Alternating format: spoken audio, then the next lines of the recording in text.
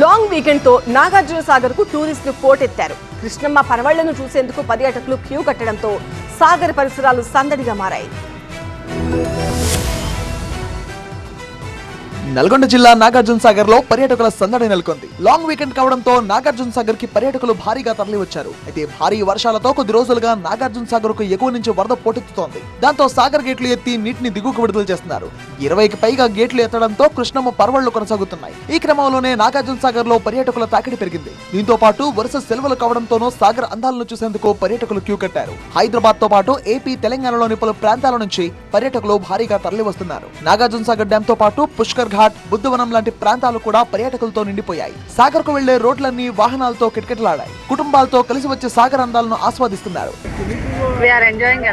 బాగుంది. అన్ని gates open అవ్వడం చూడడము, పచ్చని ప్రకృతిలో మంచి వాటర్ అంతా ఎంజాయ్ చేస్తున్నాం. It's a good place to visit. పర్యాటకుల రద్దీ నేపథ్యంలో నాగార్జున సాగర్ డ్యామ్ దగ్గర అధికారులు ప్రత్యేక చర్యలు తీసుకుంటున్నారు. గేట్లు ఎత్తిన నేపథ్యంలో వీకెండ్ కు నాగార్జున సాగర్ కు రావడం సంతోషంగా ఉందన్నారు పర్యాటకులు.